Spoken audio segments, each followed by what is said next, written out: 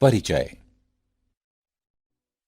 हे सुमन, क्या तुम इन व्यंजकों का प्रसार करने में मेरी सहायता कर सकती हो? हाँ बिल्कुल, मुझे दिखाओ। जब हम x+1 के वर्ग का विस्तार करते हैं तो हमें प्राप्त होता है x वर्ग प्लस 2x+1। और जब हम x+1 के घन का विस्तार करते हैं तो हमें प्राप्त होता है x घन प्लस 3x वर्ग प्लस 3x+1। ये आसान था। क्या हम x+1 की घात 4 या x+1 की घात 5 का विस्तार कर सकते हैं? हाँ, हम इनका प्रसार भी कर सकते हैं, लेकिन जब हम इन्हें हल करते हैं तो हमें पता है कि यह विधि उबाऊ हो जाती है। इसलिए इन व्यंजकों का प्रसार करने के लिए हम द्विपद प्रमेय का उपयोग करते हैं। द्विपद प्रमेय? ये मैं नया शब्द सुन रहा हूं। इसके बारे में मुझे और बताओ। ठीक है, मैं तुम्हें द्विपद प्रमेय के बारे में विस्तार से बताऊंगी।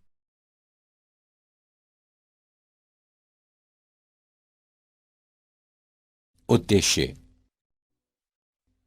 इस पाठ के अंत में आप निम्न करने में सक्षम हो जाएंगे: द्विपद गुणांकों को लिखना, पास्कल के त्रिभुज को समझना, किसी धन पूर्णांक n के लिए द्विपद प्रमेय सीखना, द्विपद प्रसार के सामान्य पद को जानना, द्विपद प्रमेय के मध्य मत को लिखना।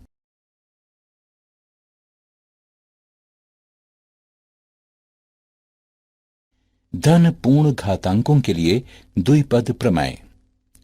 कोई द्विपद एक ऐसा बीज गणितीय व्यंजक होता है जिसमें दो पद होते हैं। उदाहरण के लिए x प्लस y। हम द्विपदों की गुणा करने जा रहे हैं।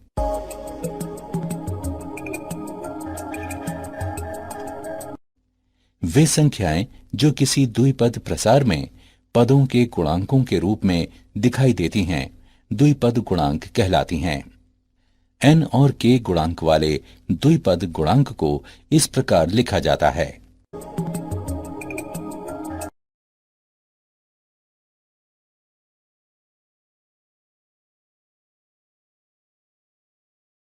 पास्कल का त्रिभुज।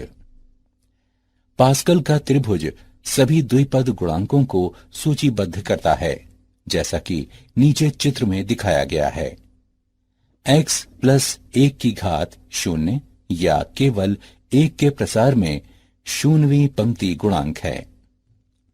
इसके आगे पहली पंक्ति से x+1n के प्रसार में nवीं पंक्ति में n+1 गुणांक हैं। जैसा कि हम देख सकते हैं, पास्कल त्रिभुज में कुछ रोचक गुणधर्म हैं। त्रिभुज प्रत्येक पंक्ति के मध्य में सम्मित है, अर्थात NCR बराबर NCN घटा R। प्रत्येक पंक्ति में सबसे बाईं ओर सबसे दाईं ओर की संख्याओं को छोड़कर प्रत्येक संख्या सीधे इसके ऊपर की दो संख्याओं का योगफल है, अर्थात NCR बराबर NCN घटा 1 R घटा 1 जमा N घटा 1CR। प्रत्येक पंक्ति में पहले संख्याएं 1 से अधिकतम मान तक बढ़ती हैं और फिर वापस 1 तक घटती हैं। दूसरी संख्या और nवीं पंक्ति में अंतिम संख्या n है, अर्थात NC1 बराबर NCN घटा 1 बराबर n।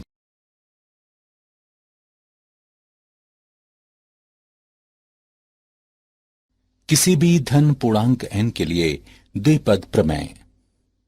वह सूत्र जिसके द्वारा किसी द्विपद प्रमेय में किसी धन पूर्ण घात को एक श्रेणी के रूप में विस्तारित किया जा सकता है, उसे द्विपद प्रमेय कहते हैं। यदि x और a वास्तविक संख्या हों तो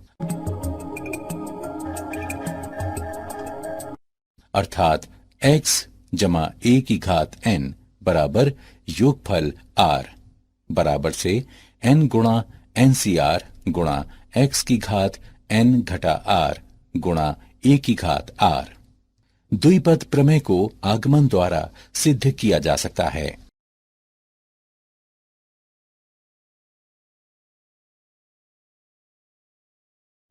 गुणधर्म। प्रसार में n जमा 1 पद हैं। प्रसार के किसी पद में x और y के घातांकों का योगफल n के बराबर होता है।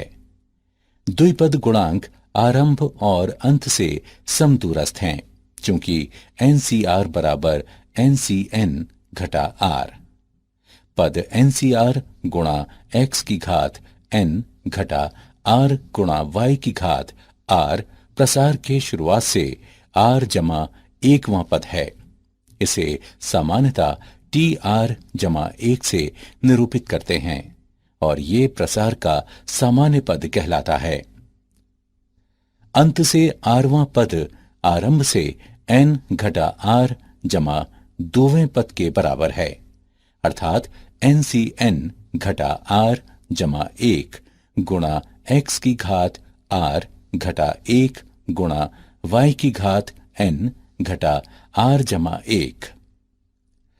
x के स्वतंत्र पद में कोई x नहीं है, अतः R का वो मान ज्ञात करें जिसके लिए x का घातांक 0 हो।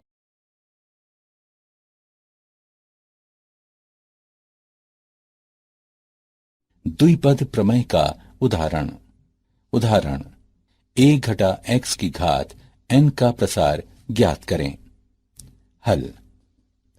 हम जानते हैं कि a जमा x की घात n बराबर a की घात n जमा n गुणा a की घात n घटा 1 गुणा x जमा n गुणा n घटा 1 बटे 2 फैक्टोरियल गुणा a की घात n घटा 2 गुणा x वर्ग और इसी प्रकार x की घात n तक।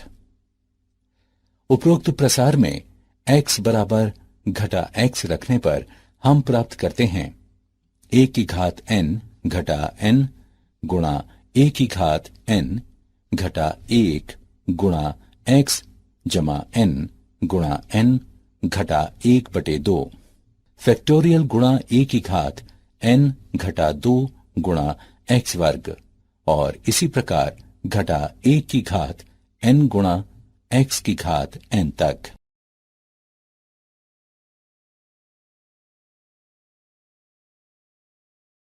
द्विपद प्रसार का सामान्य पद।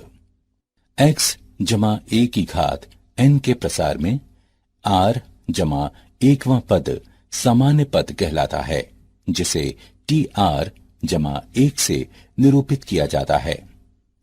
TR जमा 1 बराबर NCR गुणा x की घात n घटा r गुणा a की घात r बराबर NCR। पहले पद की घात n घटा r गुणा दूसरे पद की घात r। उदाहरण x जमा 2y की घात 10 के प्रसार में 5वां पद ज्ञात करें। हल। x जमा 2y की घात 10 के प्रसार में 5वां पद नीचे दिया गया है। 3360 गुणा x की घात 6 गुणा y की घात 4।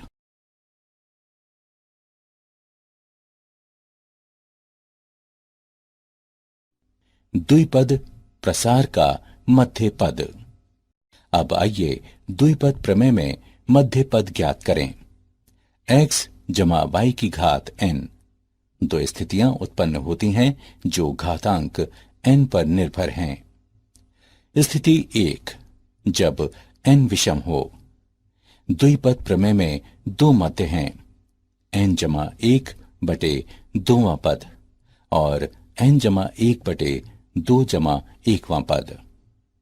स्थिति 2, जब n सम हो। जब द्विपद घातांक n सम होता है तो हम देख सकते हैं कि केवल एक ही मध्य पद होता है और ये Tn बटे 2 जमा 1 है। उदाहरण के लिए, यदि घातांक n बराबर 6, जो कि एक सम संख्या है, तो मध्य पद होगा Tn बटे 2 जमा 1 बराबर T6 बटे 2 जमा 1 बराबर T4।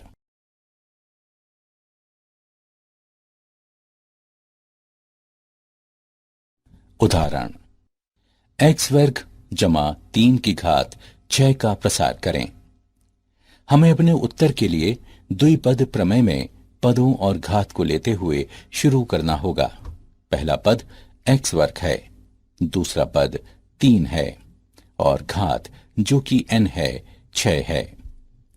इसलिए 0 से 6 तक गिनने पर द्विपद प्रमेय से हमें प्राप्त होता है x वर्ग जमा 3 पूरे की घात 6 बराबर 6 c 0 गुणा x वर्ग की घात 6 गुणा 3 की घात 0 जमा 6c 1 गुणा x वर्ग की घात 5 गुणा 3 की घात 1 जमा 6c 2 गुणा x वर्ग की घात 4 गुणा 3 की घात 2 जमा 6c 3 गुणा x वर्ग की घात 3 गुणा 3 की घात 3 जमा 6 c 4 गुणा x वर्ग की घात 2 गुणा 3 की घात 4 जमा 6c 5 गुणा x वर्ग की घात 1 गुणा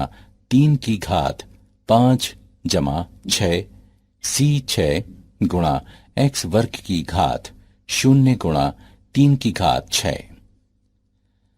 इसे सरलीकरण करने पर हमें प्राप्त होता है x की घात 12 जमा 18 गुणा x की घात 10 जमा 135 गुणा x की घात 8 जमा 540 गुणा x की घात 6 जमा 1215 गुणा x की घात 4 जमा 1458 गुणा x की घात 2 जमा 729।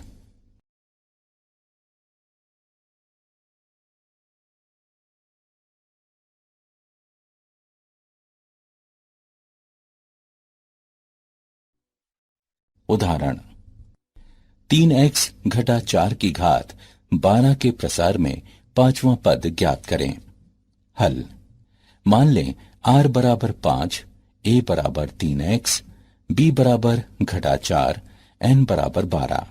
इन मानों को प्रतिस्थापित करने पर हम प्राप्त करते हैं 12c 5 घटा 1 गुणा 3x की घात 12 घटा 5 घटा 1 गुणा घटा 4 की घात 5 घटा 1। इसे हल करने पर हमें निम्न प्राप्त होता है 495 गुणे 6561 x की घात 8 गुणे 256 बराबर 83140 9920 x की घात।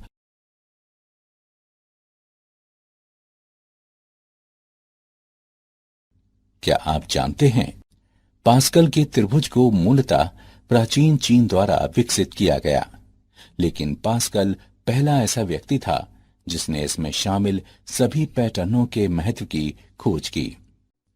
लगभग 1544 ईसा पश्चात जर्मन गणितज्ञ माइकल स्टिपेल ने सर्वप्रथम द्विपद गुणांक शब्द का प्रयोग किया।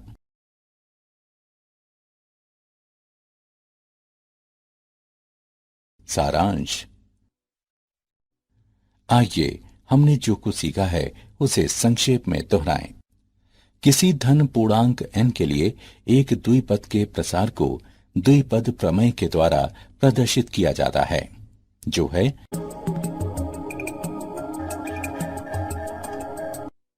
व्यंजकों के गुणांकों को एक क्रम में व्यवस्थित किया जाना।